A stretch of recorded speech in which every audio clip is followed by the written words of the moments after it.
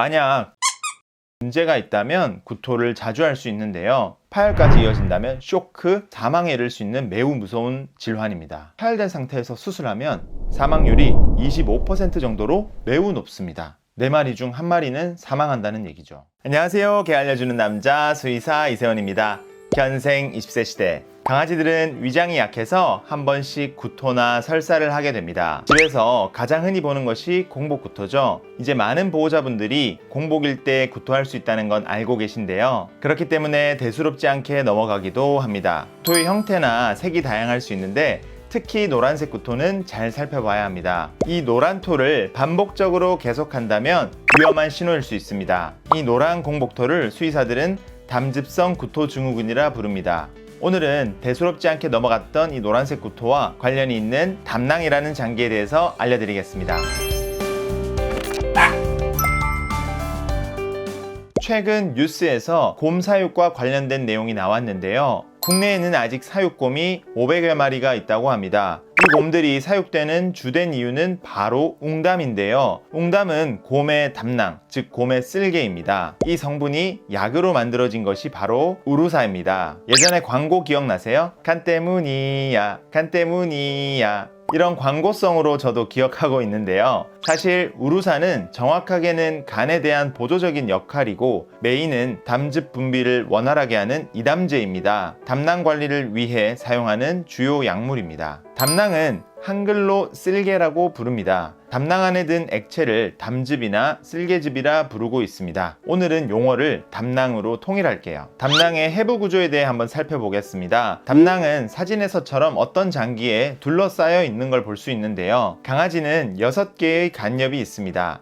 이 간엽 사이에 담낭이 있습니다. 그래서 간과 담낭은 매우 긴밀한 관계인데요. 간에서 담즙을 만들어서 담낭으로 들어가게 합니다. 이름이 담즙이기 때문에 담낭에서 만드는 건 아닙니다. 담낭은 담즙을 보관했다가 분비하는 역할을 하게 됩니다. 강아지가 음식을 먹고 나면 위에서는 위산을 분비해서 소화를 하기 시작하는데요. 이 음식들이 소장으로 내려갑니다. 그러면 담낭에서는 담즙을 보관하고 있다가 분비하게 됩니다. 아까 위에서 내려온 음식물들은 위산에 의해 산성화되어 있는데요. 담즙은 알칼리성이기 때문에 이 산을 중화시켜 줍니다. 담즙의 역할은 지방의 유화를 돕는데요. 말이 어렵죠? 유화는 지방을 잘게 쪼개준다는 의미입니다. 잘게 쪼개진 지방은 소화와 흡수가 쉬워집니다. 또 담즙은 장에서 독소와 결합하여 우리 몸으로 흡수되지 않게끔 하는 역할도 합니다. 마지막으로 콜레스테롤 배출에도 도움을 줍니다. 만약 담낭에 문제가 있다면 지방 소화에 문제가 생기기 때문에 기름기가 가득한 지방변을 볼 수 있습니다. 그리고 황달이 발생하거나 간담도, 콜레스테롤과 같은 수치들이 상승할 수 있습니다. 담낭에서 발생할 수 있는 문제에는 담낭염, 담석증,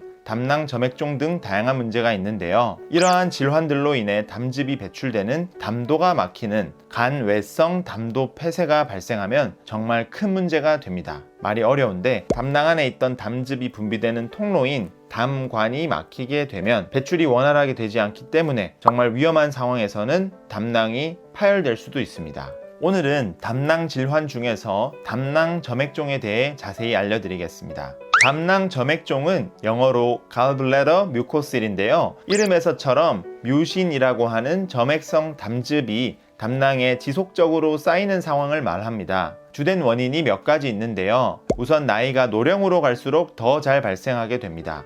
두 번째는 품종적으로 잘 발생하는 아이들도 있습니다. 셔틀랜드 쉽독, 슈나우저, 코카스파니엘이 있고요. 교과서에는 없는데 경험적으로 푸들도 굉장히 많습니다. 특히 갈색 푸들이요. 안타깝게도 저희 집 마로니도 갈색 푸들인데 담낭 문제로 인해 몇 년 전에 담낭 적출 수술을 한 적이 있습니다. 제가 푸들 환자가 오게 되면 조금 더 담도계통을 집중해서 보는 이유이기도 합니다.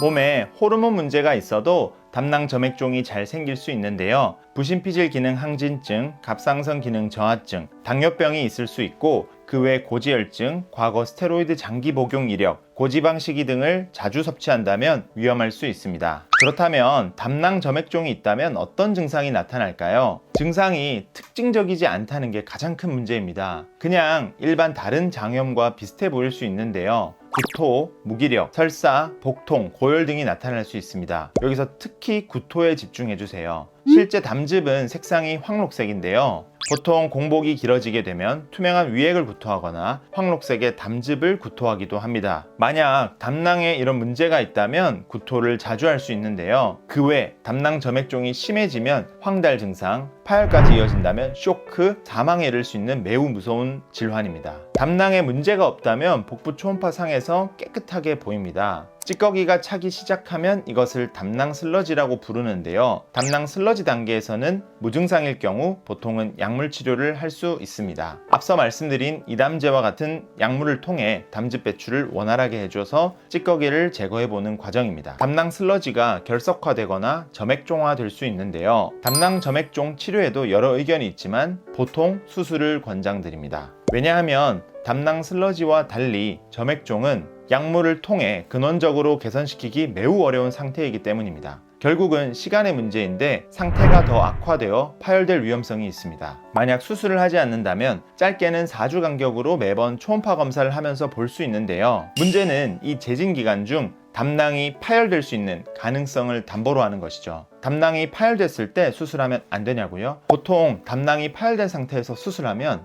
사망률이 25% 정도로 매우 높습니다. 4마리 중 1마리는 사망한다는 얘기죠. 환자 상태마다 다르겠지만 점액종 단계에서 만약 수술한다면 사망률은 한 자릿수 수준으로 낮아집니다. 우선 위에서 말한 품종이 아니더라도 중년이나 노령견의 경우 복부 초음파가 포함된 건강검진을 통해 간 담독의 상태를 체크해 보셔야 합니다. 담낭 슬러지가 보인다면 조기 개입하여 담낭 관리를 시작하셔야 합니다. 기저질환이 있다면 해당 부분도 함께 관리해 주셔야 합니다. 식이에 문제가 있다면 선생님과 상담 후 저지방 식이를 급여해 볼 수 있습니다. 담낭 점액종이 확인되거나 담도가 막혀 파열될 위험이 있다면 수술을 적극적으로 고민해 보셔야 합니다. 오늘은 담낭이라는 장기에 대해서 한번 알아보았습니다. 오늘 내용이 유익하셨다면 구독과 좋아요, 알람 설정까지 한번 부탁드리겠습니다. 시청해 주셔서 감사합니다.